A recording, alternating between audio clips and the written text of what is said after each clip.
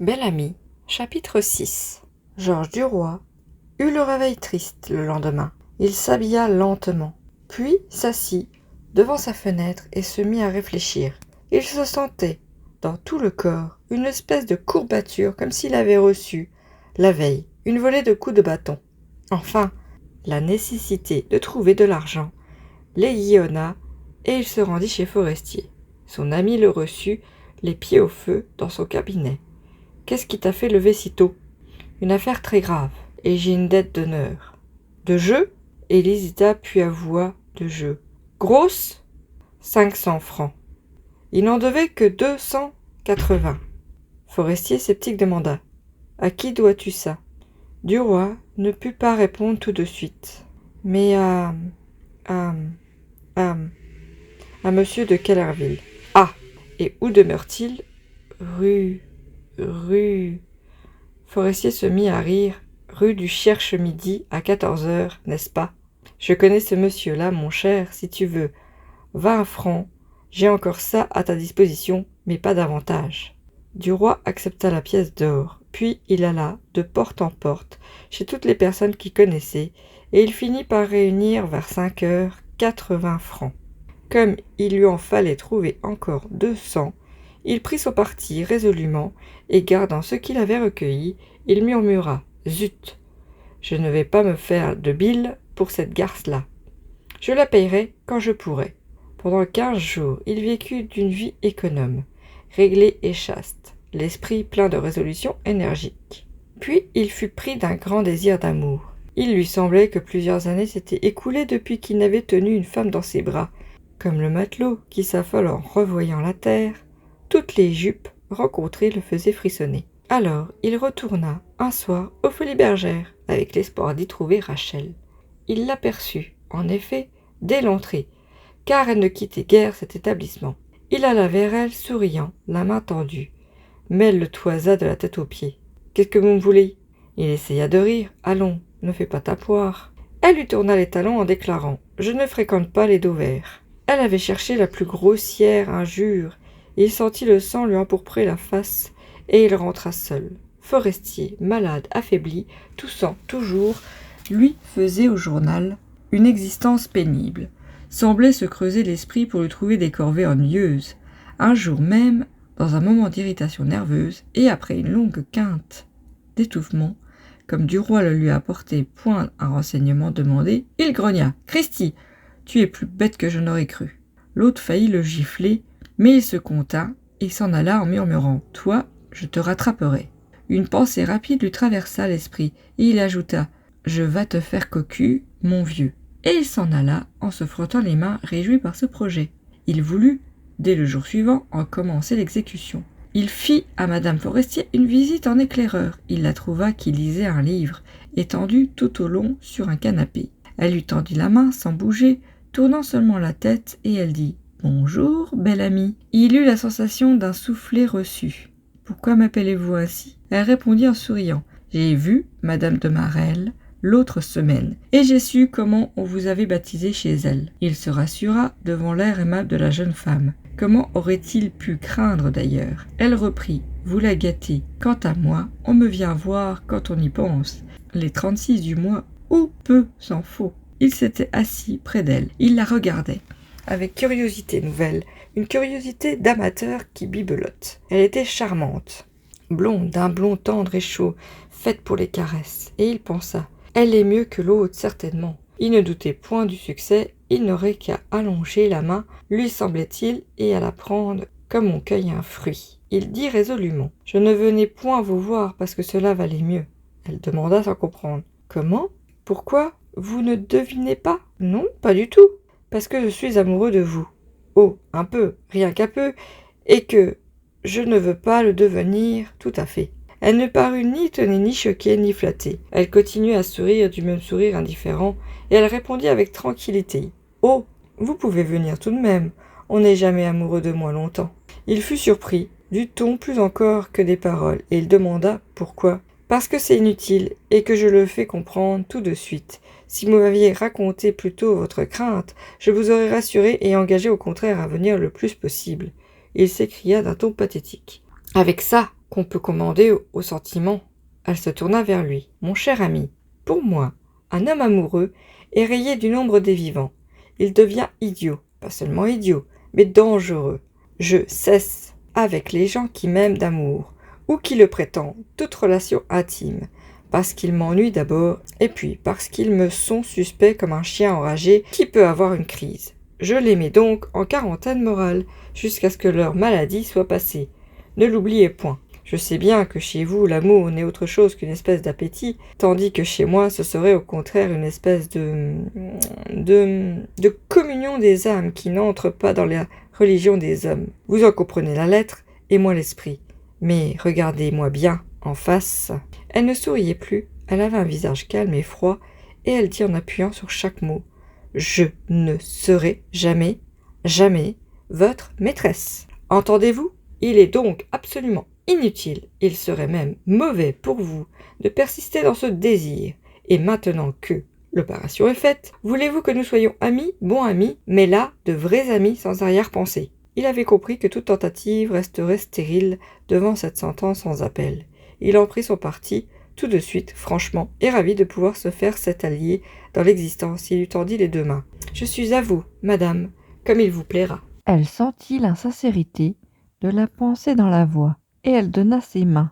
Il les baisa, l'une après l'autre, puis il dit simplement relevant la tête. « Christi, si j'avais trouvé une femme comme vous, avec quel bonheur je l'aurais épousée. » Elle fut touchée, cette fois, caressée par cette phrase, comme les femmes le sont par les compliments qui trouvent leur cœur, et elle lui jeta un de ces regards rapides et reconnaissants qui nous font leurs esclaves. Puis, comme il ne trouvait pas de transition, pour reprendre la conversation, il prononça d'une voix douce, en posant un doigt sur son bras. « Et je vais commencer tout de suite mon métier d'ami. Vous êtes maladroit, mon cher. » Elle hésita et demanda « Puis-je parler librement ?»« Oui. »« Tout à fait, tout à fait. Eh bien, allez donc voir Madame Walter, qui vous apprécie beaucoup, et plaisez-lui. Vous trouverez à placer par là vos compliments, bien qu'elle soit honnête, entendez-moi bien, tout à fait honnête. Oh, pas d'espoir de maraudage non plus de ce côté. Vous y pourrez trouver mieux, en vous faisant bien voir. Je sais que vous occupez encore dans le journal une place inférieure, mais ne craignez rien, ils reçoivent tous les rédacteurs avec la même bienveillance. Allez-y, croyez-moi. » Il dit en souriant « Merci, vous êtes un ange, gardien. » Puis ils parlèrent de choses et d'autres. Il resta longtemps, voulant prouver qu'il avait plaisir à se trouver près d'elle, et, en la quittant, il demanda encore « C'est entendu, nous sommes des amis ?» C'est entendu. Comme il avait senti l'effet de son compliment, tout à l'heure, il l'appuya, ajoutant « Et si vous devenez jamais veuve, je m'inscris. » Puis il se sauva bien vite pour ne point lui laisser le loisir de se fâcher. Une visite à Madame Walter gênait un peu du roi, car il n'avait point été autorisé à se présenter chez elle, et il ne voulait pas commettre de maladresse. Le patron lui témoignait de la bienveillance, appréciait ses services, l'employait de préférence aux besognes difficiles. Pourquoi ne profiterait-il pas de cette faveur pour pénétrer dans la maison? Un jour donc, s'étant levé de bonne heure, il se rendit au hall au moment des ventes, et il se procura, moyennant 10 de francs, 20 d'admirables poires, les ayant ficelées avec soin dans une bourriche pour faire croire qu'elle venait de loin. Il le porta chez le concierge de la patronne avec sa carte où il avait écrit « Georges Duroy ». Prie humblement Madame Walter d'accepter ces quelques fruits qu'il a reçus ce matin de Normandie. Il trouva le lendemain dans sa boîte aux lettres au journal une enveloppe contenant en retour la carte de Madame Walter qui remerciait bien vivement Monsieur Georges Duroy et restait chez elle tous les samedis. Le samedi suivant, il se présenta. Monsieur Walter habitait boulevard Malherbe, une maison double lui appartenant, et dont une partie était louée. Procédé économique de gens pratiques, un seul concierge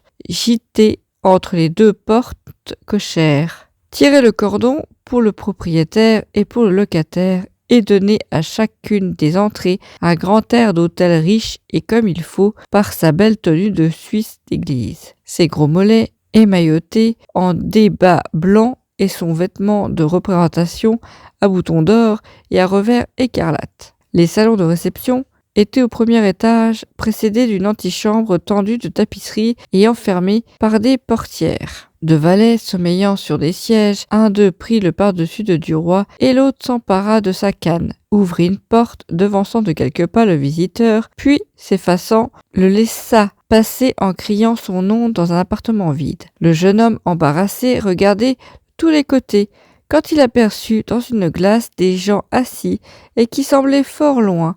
Il se trompa d'abord de direction, le miroir ayant égaré son œil, puis il traversa encore 2 salons vides pour arriver dans une sorte de petit boudoir tendu de soie bleue à boutons d'or, où 4 dames causaient à mi-voix autour d'une table ronde qui portait des tasses de thé. Malgré l'assurance qu'il avait gagnée dans son existence parisienne, et surtout dans son métier de reporter, qui le mettait incessamment en contact avec des personnages marquants, Duroy se sentait un peu intimidé par la mise en scène de l'entrée et par la traversée des salons déserts. Il balbutia « Madame, je me suis permis » en cherchant de l'œil la maîtresse de la maison.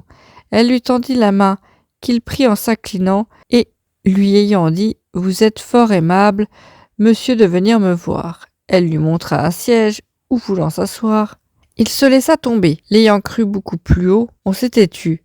Une des femmes se remit à parler. Il s'agissait du froid qui devenait violent. Pas assez cependant pour arrêter l'épidémie de fièvre typhoïde, ni pour permettre de patiner. Et chacune donna son avis sur cette entrée en scène de la gelée à Paris. Puis elles s'exprimèrent leurs préférences dans les saisons, avec toutes les raisons banales qui traînent dans les esprits comme la poussière dans les appartements. Un bruit léger de porte fit retourner la tête de Duroy, et il aperçut, à travers 2 glaces sans teint, une grosse dame qui s'en venait. Dès qu'elle apparut dans le boudoir, une des visiteuses se leva, serra les mains, puis partit, et le jeune homme, suivi du regard par les autres salons, son dos noir où brillaient des perles de jade. Quand l'agitation de ce changement de personne se fut calmée, on parla spontanément, sans transition, de la question du Maroc et de la guerre en Orient, et aussi des embarras de l'Angleterre à l'extrémité de l'Afrique. Ces dames discutaient ces choses de mémoire, comme si elles eussent récité une comédie mondaine et convenable, répétée bien souvent. Une nouvelle entrée eut lieu, celle d'une petite blonde frisée, qui détermina la sortie d'une grande personne sèche entre 2 âges, et on parla des chances qu'avait M. Linné pour entrer à l'académie. La nouvelle venue pensait fermement qu'il serait battu par M. Cabonon le Bas, l'auteur de la belle adaptation en vers français de Don Quichotte pour le théâtre. Vous savez que ce sera joué à l'Odéon l'hiver prochain ? Ah, vraiment ? J'irai certainement voir cette tentative très littéraire. Madame Walter répondait gracieusement, avec calme et indifférence, sans hésiter jamais sur ce qu'elle devait dire, son opinion étant toujours prête d'avance. Mais elle s'aperçut que la nuit venait, et elle sonna pour les lampes, tout en écoutant la causerie qui coulait comme un ruisseau de guimauve, et en pensant qu'elle avait oublié de passer chez le graveur pour les cartes d'invitation du prochain dîner. Elle était un peu trop grasse, belle encore, à l'âge dangereux où la débâcle est proche. Elle se maintient à force de soins, de précautions, d'hygiène et de pâte pour la peau. Elle semblait sage, en tout, modérée et raisonnable, une de ces femmes dont l'esprit est aligné comme un jardin français. On y circule sans surprise, tout en nous trouvant un certain charme. Elle avait de la raison, une raison fine, discrète et sûre, qui lui tenait lieu de fantaisie, de la beauté, du dévouement et une bienfaillance tranquille, large pour tout le monde et pour tous. Elle remarqua que Duroy n'avait rien dit, qu'on lui avait point parlé, et qu'il semblait un peu contraint. Et comme ces dames n'étaient point sorties de l'académie, ce sujet préféré les retenant toujours longtemps, elle demanda « Et vous, qui devrait être renseigné mieux que personne, Monsieur Duroy, pour qui sont vos préférences ?» Il répondit sans hésiter. « Dans cette question, madame, je n'envisagerai jamais le mérite, toujours contestable, des candidats, mais leur âge et leur santé. Je ne demanderai point leur titre, mais leur mal. Je ne rechercherai point s'ils ont fait une traduction rimée de Lope de Vega, mais j'aurai soin de m'informer de leur état de leur foie, de leur cœur, de leurs reins et de leur moelle épinière. Pour moi, une bonne hypertrophie, une bonne albuminerie et surtout un bon commencement d'ataxie locomotrice vaudrait 100 fois mieux que 40 volumes de discrétion sur l'idée de patrie dans la poésie barbaresque. Un silence étonné suivit cette opinion. Madame Walter, souriant, reprit. « Pourquoi donc ?» Il répondit. « Parce que je ne cherche jamais que le plaisir qu'une chose peut causer aux femmes. Or, madame, l'Académie n'a vraiment d'intérêt pour vous que lorsqu'un académicien meurt. Plus il en meurt, plus vous devez être heureuse. Mais pour qu'il meure vite, il faut les nommer vieux et malades. » Comme on demeurait un peu surpris, il ajouta. « Je suis comme vous d'ailleurs, et j'aime beaucoup lire dans les Échos de Paris le décès d'un académicien. Je me demande tout de suite qui va le remplacer, et je fais ma liste. C'est un petit jeu très gentil, auquel on joue dans tous les salons parisiens à chaque trépas d'immortels. Le jeu de la mort et des 40 vieillards. » Ces dames, un peu déconcertées, encore, commençaient cependant à sourire. Tant était juste sa remarque. Il conclut en se levant. « C'est vous qui les nommez, mesdames, et vous les nommez que pour les voir mourir. Choisissez-les donc vieux, très vieux, le plus vieux possible, et ne vous occupez jamais du reste. » Puis il s'en alla, avec beaucoup de grâce. Dès qu'il fut parti, une des femmes déclara. « Il est drôle, ce garçon. Qui est-ce » Madame Walter répondit. « Un de nos rédacteurs, qui ne fait encore que la menue besogne du journal. Mais je ne doute pas qu'il arrive vite. » Duroy descendait le boulevard Malherbe gaiement, à grands pas dansant, content de sa sortie et murmurant « Bon départ !» Il se réconcilia avec Rachel ce soir-là. La semaine suivante lui apporta 2 événements. Il fut nommé chef des Échos et invité à dîner chez Madame Walter. Il vit tout de suite un lien entre les 2 nouvelles. La vie française était avant tout un journal d'argent, le patron étant un homme d'argent à qui la presse et la réputation avaient servi de levier. Se faisant de la bonhomie une arme, il avait toujours manœuvré sous un masque souriant de brave homme, mais il n'employait à ses besognes quelques fuses que des gens qu'il avait tâtés, éprouvés, flairés, qu'il sentait retors audacieux et souples.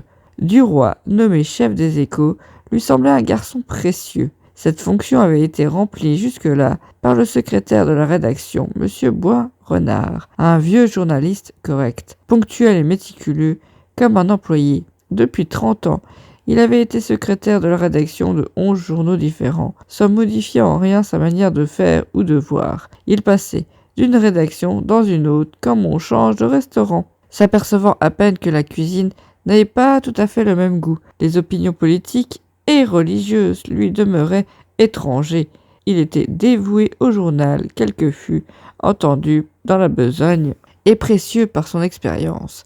Il travaillait comme un aveugle qui ne voit rien, comme un sourd qui n'entend rien, et comme un muet qui ne parle jamais de rien. Il avait cependant une grande loyauté professionnelle, et ne fut point prêté à une chose qu'il n'aurait pas jugée honnête, loyale et correcte au point de vue spécial de son métier. M. Walter, qui l'appréciait cependant, avait souvent désiré un autre homme pour lui confier les Échos, qui sont, disait-il, la moelle du journal. C'est par eux qu'on lance les nouvelles, qu'on fait courir les bruits, qu'on agit sur le public et sur la rente. Entre 2 soirées mondaines, il faut savoir glisser, sans avoir l'air de rien, la chose importante plutôt insinuée que dite. Il faut, par des sous-entendus, laisser deviner ce qu'on veut, démentir de telle sorte que la rumeur s'affirme, ou affirmer de telle manière que personne ne croit aux faits annoncés. Il faut que, dans les Échos, chacun trouve chaque jour une ligne, au moins qui l'intéresse, afin que tout le monde les lise. Il faut penser à tout et à tous, à tous les mondes, à toutes les professions, à Paris, à la province, à l'armée, et aux peintres, aux clergés, à l'université, aux magistrats, aux courtisanes. L'homme qui les dirige et qui commande au bataillon des reporters doit être toujours en éveil et toujours en garde, méfiant, prévoyant, rusé, alerte et souple, armé de toutes les astuces et doué d'un flair infaillible pour découvrir la nouvelle fausse du premier coup d'œil, pour juger ce qui est bon à dire et bon à sceller, pour deviner ce qui portera sur le public, et il doit savoir le présenter de telle façon que les faits en soient multipliés. M. Boisrenard, qui avait pour lui une longue pratique, manquait de maîtrise et de chic. Il manquait surtout de la rouerie native qu'il fallait pour pressentir chaque jour les idées secrètes du patron. Duroy devait faire l'affaire à perfection, et il complétait admirablement la rédaction de cette feuille, qui naviguait sur les fonds de l'État et sur les bas-fonds de la politique, selon l'expression de Norbert de Varenne. Les inspirateurs et véritables rédacteurs de la vie française étaient une demi-douzaine de députés, intéressés dans toutes les spéculations que lançait ou que soutenait le directeur. On les nommait à la Chambre la bande à Walter, et on les enviait parce qu'ils devaient gagner de l'argent avec lui et par lui. Forestier, rédacteur politique, n'était que l'homme de paille de ces hommes d'affaires, l'exécuteur des intentions suggérées par eux. Il y soufflait ses articles de fond qu'il allait toujours écrire chez lui pour être tranquille, disait-il. Mais, afin de donner au journal une allure littéraire et parisienne, on y avait attaché 2 écrivains célèbres, en des genres différents, Jacques Rival, chroniqueur d'actualité, et Norbert de Varenne, poète et chroniqueur fantaisiste, ou plutôt conteur suivant la nouvelle école. Puis on s'était procuré à bas prix des critiques d'art, de peinture, de musique de théâtre, un rédacteur criminaliste et un rédacteur hippique, parmi la grande tribu mercenaires des écrivains à tout faire. 2 femmes du monde, Domino Rose et Pâte Blanche, envoyaient des variétés mondaines, traitaient les questions de mode, de vie élégante et d'étiquette, de savoir-vivre, et commettaient des indiscrétions sur les grandes dames. Et la vie française naviguait sur les fonds et bas-fonds, manœuvrée par toutes ses mains différentes. Duroy était dans toute la joie de sa nomination en fonction de chef des Échos, quand il reçut un petit carton gravé où il lut « Monsieur et Madame Walter prie Monsieur Georges Duroy de leur faire le plaisir de venir dîner chez eux le jeudi 20 janvier. » Cette nouvelle faveur, tombée sur l'autre, l'emplit d'une telle joie qu'il baisa l'invitation, comme il eût fait d'une lettre d'amour. Puis il alla trouver le caissier pour traiter la grosse question des fonds. Un chef des Échos a généralement son budget sur lequel il paye ses reporters et les nouvelles bonnes ou médiocres apportées par l'un ou l'autre, comme les jardiniers apportent leurs fruits chez un marchand de primeurs. 1200 francs par mois, au début, étaient alloués à Duroy qui se proposait bien d'en garder une forte partie. Le caissier, sur ses représentations pressantes, avait failli par lui avancer 400 francs. Il eut au premier moment l'intention formelle de renvoyer à Madame de Marelle les 280 francs qu'il lui devait, mais il réfléchit presque aussitôt qu'il ne lui resterait plus entre les mains que 120 francs, somme tout à fait insuffisante pour faire marcher d'une façon convenable son nouveau service, et il remit cette restitution à des temps plus éloignés. Pendant 2 jours, il s'occupa de son installation, car il héritait d'une table particulière et de casiers à lettres dans la vaste pièce commune à toutes les rédactions. Il occupait un bout de cette pièce, tandis que Boisrenard, dont les cheveux d'un noir d'ébène malgré son âge étaient toujours penchés sur une feuille de papier, tenait l'autre bout. La longue table du centre appartenait au rédacteur volant. Généralement, elle servait de banc pour s'asseoir, soit les jambes pendantes le long des bords, soit la turque sur le milieu. Il était quelquefois 5 ou 6 accroupis sur cette table en jouant au bilboquet avec persévérance dans une pose de magot chinois. Duroy avait fini par prendre goût à ce divertissement et il commençait à devenir fort sous la direction et grâce au conseil de Saint-Potin, Forestier de plus en plus souffrant, lui avait confié son beau bilboquet en bois des îles, le dernier acheté qu'il trouvait un peu lourd, et Duroy manœuvrait d'une main vigoureuse la grosse boule noire au bout de la corde en comptant tout bas 1, 2, 3, 4, 5, 6. Il arriva justement pour la première fois à faire 20 points de suite le jour même où il devait dîner chez Madame Walter. Bonne journée, pensa-t-il, j'ai tous les succès, car l'adresse au bilboquet conférait vraiment une sorte de supériorité dans les bureaux de la vie française. Il quitta la rédaction de bonne heure pour avoir le temps de s'habiller, et il remontait la rue de Londres quand il vit trotter devant lui une petite femme qui avait la tournure de Madame de Marelle. Il sentit une chaleur lui monter au visage, et son cœur se mit à battre. Il traversa la rue pour la regarder de profil. Elle s'arrêta pour traverser aussi. Il s'était trompé. Il respira. Il s'était souvent demandé comment il devait se comporter en la rencontrant face à face.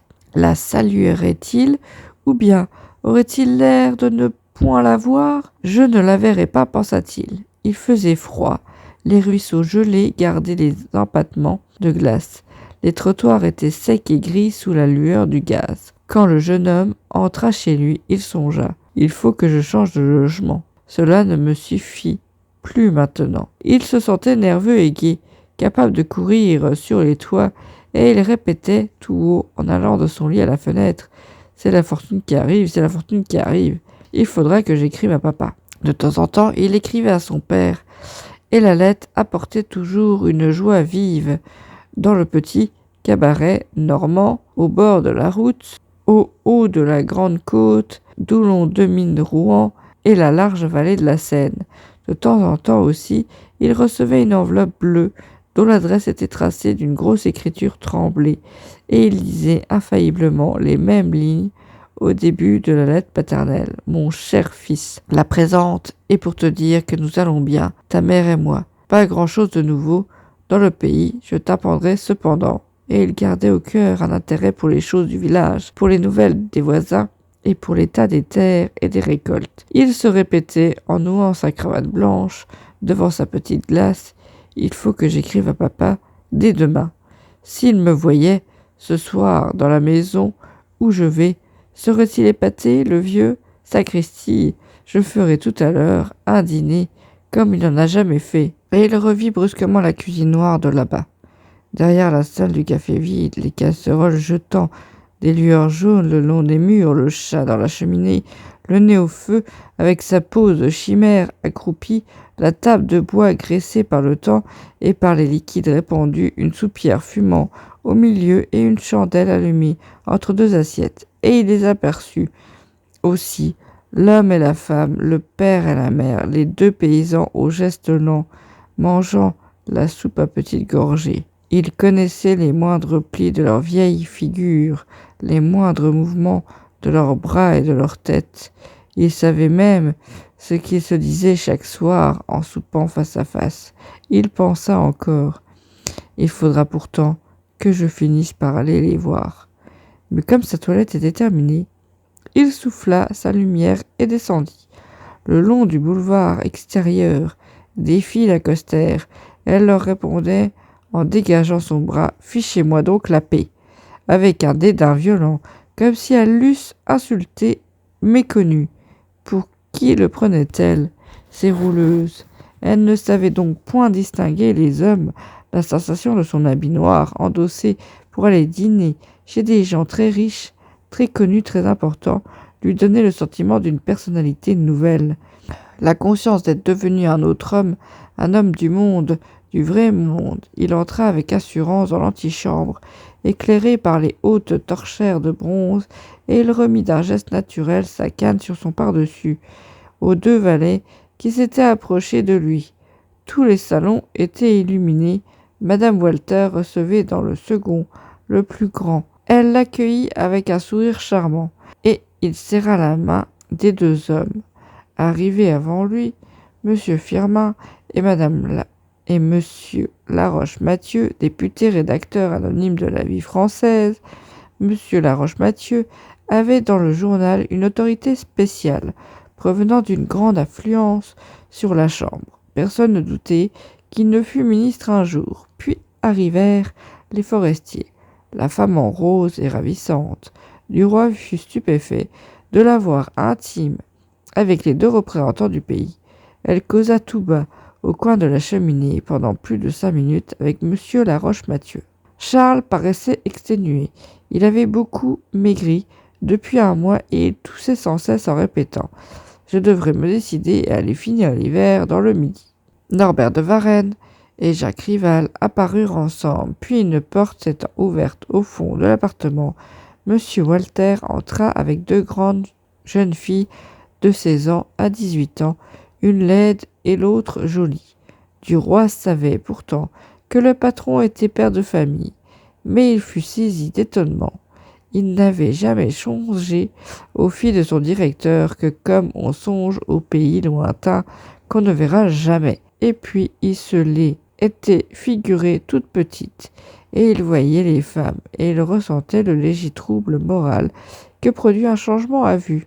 Elles lui tendirent la main, l'une après l'autre, après la présentation, et elles allèrent s'asseoir à une petite table qui leur était sans doute réservée, où elles se mirent à remuer un tas de bobines de soie dans une bannette. On attendait encore quelqu'un et on demeurait silencieux dans cette sorte de gêne qui précède les dîners, entre gens qui ne se trouvent pas dans la même atmosphère d'esprit. Après les occupations différentes de leur journée, du roi ayant levé par désœuvrement les yeux vers le mur, M. Walter lui dit de loin, avec un désir visible de faire valoir son bien: « Vous regardez mes tableaux. » Le maître sonna. « Je vais vous les montrer. » Et il prit une lampe qu'on put distinguer tous les détails. « Ici les paysages, dit-il. » Au centre du panneau, on voyait une grande toile de Guimerey, une plage de Normandie sous un ciel d'orage. Au-dessous, un bois de Harpigny, puis une plaine d'Algérie par Guillaumet, avec un chameau à l'horizontale, un grand chameau sur des hautes jambes, pareil à un étrange monument. Monsieur Walter passa au mur voisin et annonça avec un ton sérieux, comme un maître de cérémonie. La grande peinture, c'était 4 toiles. Une visite d'hôpital par Gervaise, une moissonneuse par Bastien-Lepage, une veuve par Bouguereau et une exécution par Jean-Paul Laurens. Cette dernière œuvre représentait un prêtre vendéen fusillé contre le mur de son église par un détachement de bleus. Un sourire passa sur la figure grave du patron en indiquant le panneau suivant. Ici, les fantaisistes. On apercevait d'abord une petite toile de Jean Béraud, intitulée Le haut et le bas. C'était une jolie Parisienne montant l'escalier d'un tramway en marche. Sa tête apparaissait au niveau de l'impériale et les messieurs assis sur les bancs découvraient avec satisfaction avide le jeune visage qui venait vers eux, tandis que les hommes debout sur la plateforme du bas considéraient les jambes de la jeune femme avec une expression différente de dépit et de convoitise. Monsieur Walter tenait la lampe à bout de bras et répétait en riant d'un rire polisson: « Hein? Est-ce que c'est drôle? Est-ce que c'est drôle ?» Puis il éclaira un sauvetage par Lambert, au milieu d'une table desservie. Un jeune chat assis sur son derrière examinait avec étonnement et perplexité une mouche se noyant dans un verre d'eau. Il avait une patte levée, prêt à cueillir l'insecte d'un coup rapide, mais il n'était point décidé. Il hésitait, que ferait-il? Puis le patron montra un détail, la leçon, qui représentait un soldat dans une caserne, apprenant à un caniche à jouer du tambour, et il déclara: « En voilà de l'esprit !» Du roi riait d'un rire approbateur et s'extasiait. « Comme c'est charmant, comme c'est charmant, char !» Et il s'arrêta net en entendant derrière lui la voix de madame de Marelle qui venait d'entrer. Le patron continuait à éclairer les toiles en les expliquant. Il montrait maintenant une aquarelle de Maurice Lenoir, l'obstacle. C'était une chaise à porteur arrêtée à la rue, se trouvant barrée par une bataille entre 2 hommes du peuple, 2 gaillards luttant comme des Hercules et en voyant sortir par la fenêtre de la chaise un ravissant visage de femme qui regardait sans impatience, sans peur et avec une certaine admiration, le combat des 2 brutes. M. Walter disait toujours: « J'en ai d'autres dans les pièces suivantes, mais ils sont des gens moins connus, moins classés. Ici, c'est mon salon carré. J'achète des jeunes en ce moment, des tout jeunes, et je les mets en réserve dans les appartements intimes en attendant le moment où les auteurs seront célèbres. » Puis il prononça tout bas: « C'est l'instant d'acheter des tableaux. Les peintres crèvent de faim, ils n'ont pas le sou, pas le sou. » Mais Duroy ne voyait rien, entendait sans comprendre. Madame de Marelle était là, derrière lui. Que devait-il faire? S'il la saluait, n'allait-elle point lui tourner le dos ou lui jeter quelques insolences? S'il ne s'approchait pas d'elle, que penserait-on? Il se dit: « Je vais toujours gagner du temps. » Il était tellement ému qu'il eut l'idée à un moment de simuler une indisposition subite qui lui permettrait de s'en aller. La visite des murs était finie. Le patron alla reposer sa lampe et saluer la dernière venue, tandis que Duroy recommençait tout seul l'examen des toiles comme s'il ne se fût pas lassé de les admirer. Il avait l'esprit bouleversé. Que devait-il faire? Il entendit les voix, il distinguait la conversation. Madame Forestier l'appela. « Dites donc, monsieur Duroy », il courut vers elle. C'était pour lui recommander une amie qui donnait une fête et qui aurait bien voulu une citation dans les échos de la vie française. Il balbutia, mais « Certainement, madame, certainement ». Madame de Marelle se trouvait maintenant tout près de lui. Il n'osait point se retourner pour s'en aller. Tout d'un coup, il se crut devenu fou. Elle avait dit à haute voix, « Bonjour, belle amie, vous ne me reconnaissez donc plus ?» Il pivota sur les talons avec rapidité. Elle se tenait debout devant lui, souriante, l'œil plein de gaieté et d'affection, et elle lui tendit la main. Il la prit en tremblant, craignant encore quelques ruses et quelques perfides. Elle ajouta avec sérénité, « Que devenez-vous ?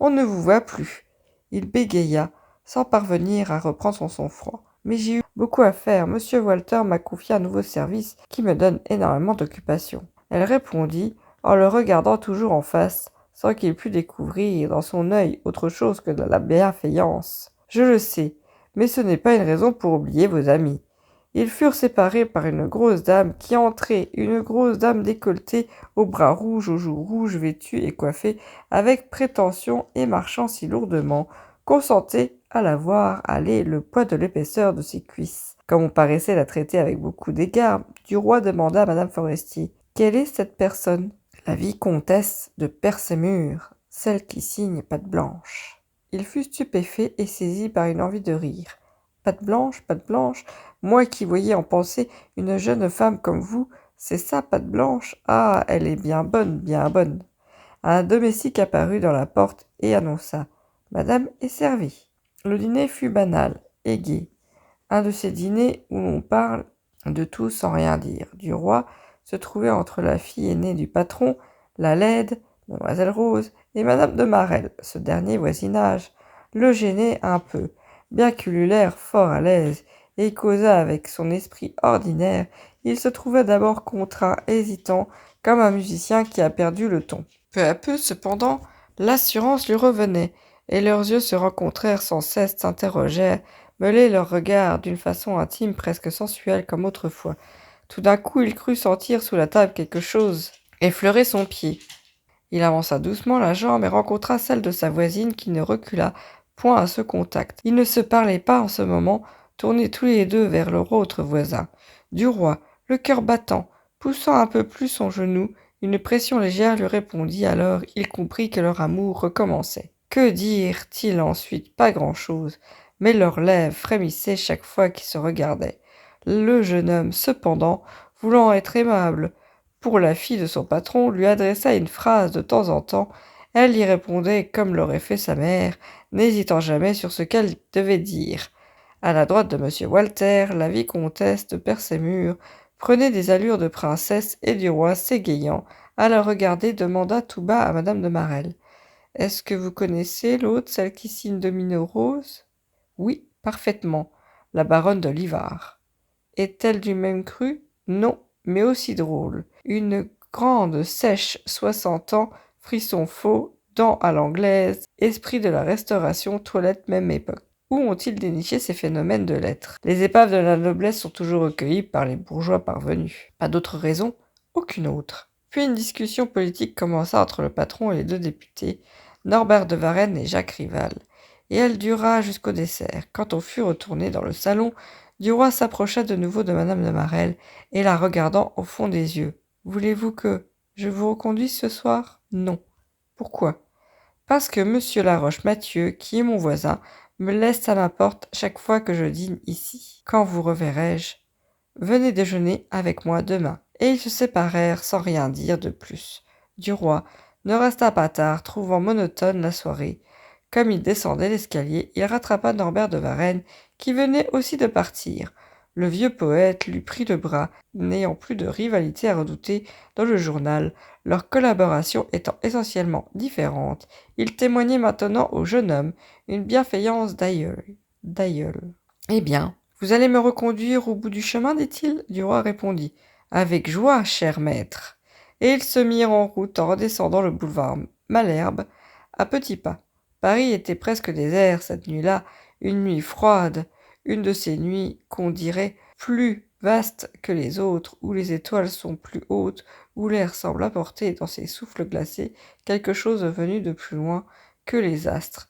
Les deux hommes ne parlaient point dans les premiers moments. Puis du roi, pour dire quelque chose, prononça. Ce monsieur Laroche-Mathieu, alors fort intelligent et fort instruit. Le vieux poète murmura. Vous trouvez? Le jeune homme surpris hésitait. Mais oui, il passe d'ailleurs pour un des hommes les plus capables de la chambre. C'est possible. Dans le royaume des aveugles, les bornes sont rois. Tous ces gens-là, voyez-vous, sont des médiocres, parce qu'ils ont l'esprit entre deux murs. L'argent et la politique, ce sont des cuistres, mon cher, avec qui il est impossible de parler de rien, de ce que nous aimons. Leur intelligence est à fond de vase, ou plutôt à fond de dépotoir, comme la Seine à Asnières. Ah, c'est qu'il est difficile de trouver un homme qui ait de l'espace dans la pensée, qui vous donne la sensation de ces grandes haleines, du large, quand on respire sur les côtes de la mer. J'en ai connu quelques-uns. Qui vous donne la sensation de ces grandes haleines du large qu'on respire sous les côtes de la mer. J'en ai connu quelques-uns. Ils sont morts. Norbert de Varenne parlait d'une voix claire mais retenue, qui aurait sonné dans le silence de la nuit qu'il avait laissé échapper. Il semblait surexcité et triste, d'une de ces tristesses qui tombent parfois sur les âmes et les rendent vibrantes comme la terre sous la gelée. Il reprit, qu'importe, d'ailleurs, un peu plus ou un peu moins de génie, puisque tout doit finir. Et il se tut. Du roi, qui se sentait le cœur gai ce soir-là, dit, en souriant, « Vous avez du noir aujourd'hui, cher maître. » Le poète répondit, « J'en ai toujours, mon enfant. Et vous en aurez autant que moi dans quelques années. La vie est une côte. Tant qu'on monte, on regarde le sommet et on se sent heureux. Mais lorsqu'on arrive en haut, on aperçoit tout d'un coup la descente et la fin qui est la mort. Ça va lentement quand on monte, mais ça va vite quand on descend. À votre âge, on est joyeux, on espère tant de choses qui n'arrivent jamais d'ailleurs. Au mien, on n'attend plus rien que la mort. » Du roi se mit à rire. « Bigre, vous me donnez froid dans le dos. » Norbert de Varenne reprit. « Non, vous ne me comprenez pas aujourd'hui, mais vous vous rappellerez plus tard ce que je vous dis en ce moment. Il arrive un jour, voyez-vous, il arrive de bonne heure, pour beaucoup, où c'est fini de rire, comme on dit, parce que derrière tout ce qu'on regarde, c'est la mort qu'on aperçoit. Oh, vous ne comprenez même pas ce mot-là, vous, la mort. Oui, on le comprend tout d'un coup, on ne sait pas pourquoi, ni à propos de quoi, et alors tout change d'aspect dans la vie. Moi, depuis 15 ans, je la sens, qui me travaille comme si je portais en moi une bête rongeuse. Je l'ai sentie peu à peu, mois par mois, heure par heure, me dégrader, ainsi qu'une maison qui s'écroule. Elle m'a défiguré si complètement que je ne me reconnais pas. Je n'ai plus rien de moi, l'homme radieux, frais et fort que j'étais à 30 ans.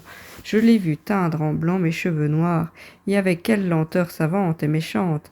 Elle m'a pris ma peau ferme, mes muscles, mes dents, tout mon corps de jadis, ne me laissant qu'une âme désespérée, qu'elle enlèvera bientôt aussi.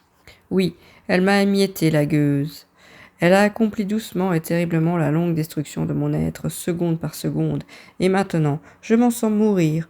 En tout ce que je fais, chaque pas m'approche d'elle, chaque mouvement, chaque souffle hâte son odieuse besogne, respirer, dormir, boire, manger, travailler, rêver. Tout ce que nous faisons, c'est mourir, vivre enfin, c'est mourir. Oh, vous savez cela, si vous réfléchissez seulement un quart d'heure, vous la verriez. Qu'attendez-vous? De l'amour, encore quelques baisers, et vous serez impuissant. Et puis, après, de l'argent, pourquoi faire? Pour payer des femmes, joli bonheur. Pour manger beaucoup, devenir obèse et crier des nuits entières sur la morsure de la goutte. Et puis quoi encore? De la gloire. À quoi cela sert-il quand on ne peut plus l'accueillir sous forme d'amour? Et puis, après, toujours la mort pour finir. Moi, maintenant. Je la vois de si près que j'ai souvent envie d'étendre les bras pour la repousser. Elle couvre la terre et emplit l'espace, je la découvre partout. Les petites bêtes écrasées sur la route, les feuilles qui tombent, le poil blanc aperçu dans la barbe d'un ami qui ravage le cœur et me crie « La voilà !» Elle me gâte, tout ce que je fais, tout ce que je vois, ce que je mange et ce que je bois, tout ce que j'aime, l'éclair de lune, les levées de soleil, la grande mer, les belles rivières et l'air des soirs d'été si doux à respirer. Il allait doucement, un peu essoufflé, rêvant tout haut, oubliant presque qu'on l'écoutait. Il reprit. Et jamais un être ne revient, jamais. On garde les moules des statues, les empreintes qui refont toujours des objets pareils. Mais non.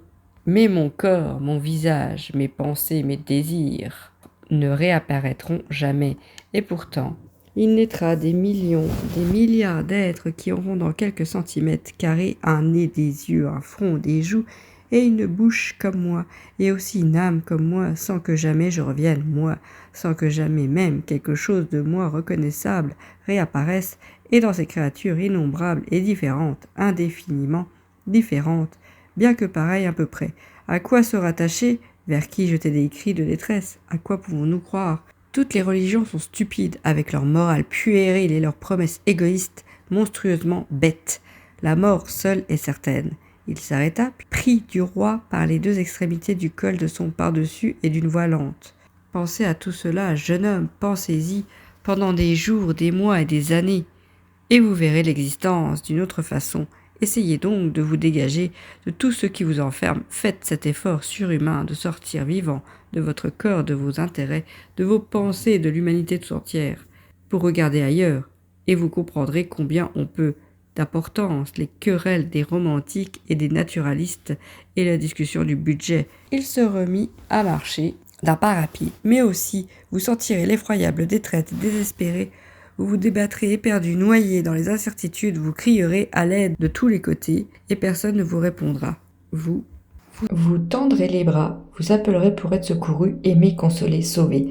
Et personne ne viendra. Pourquoi souffrons-nous ainsi? C'est que nous étions nés sans doute pour vivre davantage selon la matière et moins selon l'esprit, mais à force de penser, une disproportion s'est faite entre l'état de notre intelligence agrandie et les conditions immuables de notre vie. Regardez les gens médiocres, à moins que de grands désastres tombant sur eux, ils se trouvent satisfaits, sans souffrir du malheur commun. Les bêtes non plus ne le sentent pas. Il s'arrêta encore, réfléchit quelques secondes, puis d'un air las et résigné. Moi, je suis un être perdu. Je n'ai ni père, ni mère, ni frère, ni sœur, ni femme, ni enfant, ni Dieu. Il ajouta après un silence, je n'ai que la rime.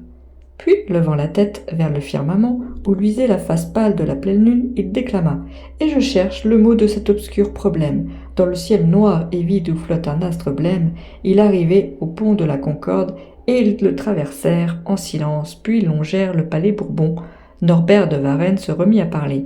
« Mariez-vous, mon ami, vous ne savez pas c'est que de vivre seul à mon âge. La solitude aujourd'hui m'emplit d'une angoisse horrible. La solitude dans le logis auprès du feu, le soir. Il me semble alors que je suis seul sur la terre, affreusement seul, mais entouré de dangers vagues, de choses inconnues et terribles. Et la cloison qui me sépare de mon voisin, que je ne connais pas, m'éloigne de lui autant que des étoiles aperçues par ma fenêtre. Une sorte de fièvre m'envahit, une fièvre de douleur et de crainte. Et le silence des murs m'épouvante. Il est si profond et si triste, le silence de la chambre où l'on vit seul. Ce n'est pas seulement un silence autour du corps, mais un silence autour de l'âme. Et quand un meuble craque, on tressaille jusqu'au cœur, car aucun bruit n'est attendu dans ce morne logis. Il se tut encore une fois, puis ajouta « Quand on est vieux, ce serait bon tout de même des enfants. » Ils étaient arrivés au milieu de la rue de Bourgogne.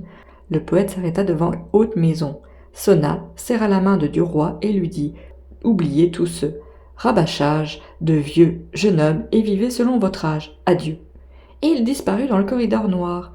Duroy se remit en route, le cœur serré. Il lui semblait qu'on venait de lui montrer quelque trou plein d'ossements, un trou inévitable où il faudrait tomber un jour. Il murmura « Bigre, ça ne doit pas être gai chez lui.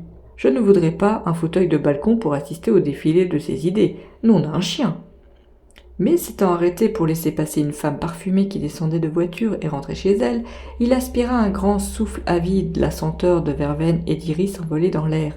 Ses poumons et son cœur palpitèrent brusquement d'espérance et de joie, et le souvenir de Madame de Marelle, qu'il reverrait le lendemain, l'envahit des pieds à la tête. Tout lui souriait. La vie l'accueillait avec tendresse, comme c'était bon la réalisation de ses espérances. Il s'endormit dans l'ivresse et se leva de bonne heure pour faire un tour à pied, dans l'avenue du Boisson de Boulogne, avant d'aller à son rendez-vous. Le vent ayant changé, le temps s'était adouci pendant la nuit, et il faisait une tiédeur et un soleil d'avril. Tous les habitués du bois étaient sortis ce matin-là, cédant à l'appel du ciel clair et doux. Du roi marchait lentement, buvant l'air léger, savourant comme une friandise de printemps. Il passa l'arc de triomphe de l'Étoile et s'engagea dans la grande avenue. Du côté opposé aux cavaliers, il les regardait, trottant ou galopant, hommes et femmes, les riches du monde, et c'est à peine s'il les enviait maintenant. Il les connaissait presque tous de nom, savait le chiffre de leur fortune et l'histoire secrète de leur vie, ses fonctions ayant fait de lui une sorte d'almanach des célébrités et de scandales parisiens. Les Amazones passaient minces et moulées dans le drap sombre de leur taille, avec ce quelque chose de hautain et d'inabordable qu'ont beaucoup de femmes à cheval, et du roi s'amusait à réciter à mi-voix, comme on récite des litanies dans une église, les noms, titres et qualités des amants qu'elles avaient eus ou qu'on leur prêtait, et quelquefois même, au lieu de dire baron de Tanquelet, prince de la Tour Enguerrand, il murmurait côté Lesbos, Louis Michaud du Vaudeville, Rose Marquetin, de l'opéra. Ce jeu l'amusait beaucoup, comme s'il eût constaté, sous les sévères apparences, l'éternelle et profonde infamie de l'homme, et que cela l'eût réjoui, excité, consolé. Puis il prononça tout haut « Tas d'hypocrites !» et chercha de l'œil les cavaliers sur qui couraient les plus grosses histoires. Il en vit beaucoup soupçonner de tricher au jeu, pour qui les cercles, en tout cas, étaient la grande ressource, la seule ressource suspecte à coup sûr. D'autres, fort célèbres, vivaient uniquement des rentes de leurs femmes, étaient connus, d'autres des rentes de leurs maîtresses. On l'affirmait, beaucoup avaient payé leurs dettes, acte honorable, sans qu'on eût jamais deviné d'où leur était venu l'argent nécessaire. Mystère bien louche. Il vit des hommes de finance dont l'immense fortune avait un vol pour origine et qu'on recevait partout, dans les plus nobles maisons, puis des hommes si respectés que les petits bourgeois se découvraient sur leur passage, mais dont les tripotages effrontés dans les grandes entreprises nationales n'était un mystère pour aucun de ceux qui savaient les dessous du monde. Tous avaient l'air hautain, la lèvre fièvre, l'œil insolent. Ceux à favoris et ceux à moustache. Du roi riait toujours, répétant « c'est du propre, tas de crapules, tas d'escarpes ». Mais une voiture passa, découverte basse et charmante, traînée au grand trot par 2 minces chevaux blancs, dont la crinière et la queue voltigeaient, et conduite par une petite jeune femme blonde, une courtisane connue qui avait 2 grooms assis derrière elle. Du roi s'arrêta avec une envie de saluer et d'applaudir cette parvenue de l'amour qui étalait avec audace dans cette promenade et à cette heure des hypocrites aristocrates, le luxe crâne gagné sur ses draps. Il sentait peut-être vaguement qu'il avait quelque chose de commun entre eux, un lien de nature, qu'il était de même race, de même âme, et que son succès aurait des procédés audacieux de même ordre. Il revint plus doucement, le cœur chaud de satisfaction, et il arriva, un peu avant l'heure, à la porte de son ancienne maîtresse. Elle le reçut, les lèvres tendues, comme si aucune rupture n'avait eu lieu, et elle oublia même, pendant quelques instants, la sage prudence qu'elle opposait, chez elle, à leurs caresses. Puis elle lui dit, en baisant des bouts frisés de ses moustaches, « Tu ne sais pas l'ennui qui m'arrive, mon chéri. J'espère une bonne lune de miel, et voilà mon mari, qui me tombe sur le dos. Pour 6 semaines, il a pris congé. Mais je ne veux pas rester 6 semaines sans te voir, surtout après notre petite brouille. Et voilà comment j'ai arrangé les choses. Tu viendras me demander un dîner lundi. Je lui ai déjà parlé de toi, je te présenterai. » Du roi hésitait, un peu perplexe, ne s'étant jamais trouvé encore en face d'un homme dont il possédait la femme, il craignait que quelque chose le trahît, un peu de gêne, un regard n'importe quoi.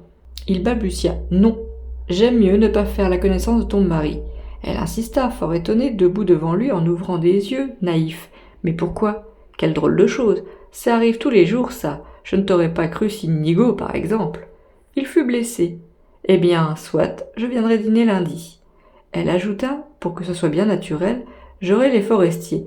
Ça ne m'amuse pourtant pas de recevoir du monde chez moi. » Jusqu'à lundi, du roi ne pensa plus guère à cette entrevue, mais voilà qu'en montant l'escalier de madame de Marelle, il se sentit étrangement troublé. Non pas qu'il lui répugnât de prendre la main de ce mari, de boire son vin et de manger son pain, mais il avait peur de quelque chose sans savoir de quoi. On le vit entrer dans le salon et il attendit comme toujours. Puis la porte de la chambre s'ouvrit et il aperçut un grand homme à barbe blanche, décoré, grave et correct, qui vint à lui avec une politesse minutieuse. « Ma femme m'a souvent parlé de vous, monsieur, et je suis charmé de faire votre connaissance. » Du roi s'avança en tâchant de donner à sa physionomie un air de cordialité expressive, et il serra avec une énergie exagérée la main tendue de son hôte. Puis, s'étant assis, il ne trouva rien à lui dire. Monsieur de Marelle remit un morceau de bois au feu et demanda « Voici longtemps que vous occupez du journalisme ? Duroy répondit. Depuis quelques mois seulement. Ah, vous avez marché vite. Oui, assez vite, et il se mit à parler au hasard sans trop songer à ce qu'il disait, débitant toutes les banalités en usage entre gens qui ne se connaissaient point. Il se rassurait maintenant et commençait à trouver la situation fort amusante. Il regardait la figure sérieuse et respectable de M. de Marelle avec une envie de rire sur les lèvres en pensant « Toi, je te fais cocu, mon vieux, je te fais cocu !» Et une satisfaction intime vicieuse le pénétrait, une joie de voleur qui a réussi et qu'on ne soupçonne pas, une joie fourbe, délicieuse. Il avait envie tout d'un coup d'être l'ami de cet homme, de gagner sa confiance, de lui faire raconter les choses secrètes de sa vie. Madame de Marelle entra brusquement, et les ayant couverts d'un coup d'œil, souriant et impénétrable, elle alla vers Duroy, qui n'osa point, devant le mari, lui baiser la main ainsi qu'il le faisait toujours.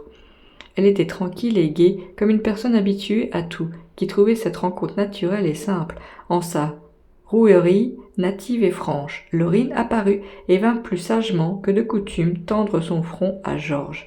La présence de son père l'intimidant, sa mère lui dit « Eh bien, tu ne l'appelles plus belle amie aujourd'hui ?» Et l'enfant rougit, comme si on venait de commettre une grosse indiscrétion, de révéler une chose qu'on ne devait pas dire et de dévoiler un secret intime et un peu coupable de son cœur. Quand les forestiers arrivèrent, on fut effrayé de l'état de Charles. Il avait maigri et pâli affreusement en une semaine, il toussait sans cesse. Il annonça d'ailleurs qu'il partait pour Cannes le jeudi suivant, sur l'ordre formel du médecin. Ils se retirèrent de bonne heure, et Duroy dit en hochant la tête « Je crois qu'il file un bien mauvais coton. Il ne fera pas de vieux os. » Madame de Marelle affirma avec sérénité « Oh, il est perdu. En voilà un qui avait eu de la chance de trouver une femme comme la sienne. » Duroy demanda « Elle l'aide beaucoup ?» C'est-à-dire qu'elle fait tout, elle est au courant de tout, elle connaît tout le monde, sans avoir l'air de voir personne, elle obtient ce qu'elle veut, comme elle veut, et quand elle veut. Oh, elle est fine, adroite et intrigante, comme aucune, celle-là. En voilà un trésor pour un homme qui veut parvenir. Georges reprit. Elle se remariera bien vite sans doute. Madame de Marelle répondit. Oui, je ne serais même pas étonnée qu'elle eût en vue quelqu'un, un député, à moins qu'il ne veuille pas, car il y aurait peut-être de gros obstacles moraux. Enfin, voilà, je ne sais rien. Monsieur de Marelle grommela avec une lente impatience. Tu laisses toujours soupçonner un tas de choses que je n'aime pas. Ne nous mêlons jamais des affaires des autres. Notre conscience nous suffit à gouverner. Ça devrait être une règle pour tout le monde. Duroy se retira, le cœur troublé et l'esprit plein de vagues combinaisons. Il alla le lendemain faire une visite aux forestiers. Et il les trouva terminant leur bagage. Charles, étendu sur un canapé, exagérait la fatigue de sa respiration et répétait « Il y a un mois que je devrais être parti ». Puis il fit à Duroy une série de recommandations pour le journal, bien que tout fût réglé et convenu avec M. Walter. Quand Georges s'en alla, il serra énergiquement les mains de son camarade. « Eh bien, mon vieux, à bientôt ». Mais comme Madame Forestier le reconduisait jusqu'à la porte, il lui dit vivement « Vous n'avez pas oublié notre pacte ? Nous sommes des amis et des alliés, n'est-ce pas? Donc, si vous avez besoin de moi, en quoi que ce soit, n'hésitez point. Une dépêche ou une lettre, et j'obéirai. » Elle murmura « Merci, je n'oublierai pas. » Et son œil lui dit « Merci » d'une façon plus profonde et plus douce. Comme Duroy descendait l'escalier, il rencontra, montant à pas lents, M. de Vaudrec, qu'une fois déjà qu'il avait vu chez elle, le comte semblait triste de ce départ, peut-être. Voulant se montrer homme du monde, le journaliste le salua avec empressement. L'autre rendit avec courtoisie, mais d'une manière un peu fière. Le ménage forestier partit le jeudi soir. Fin du chapitre 6.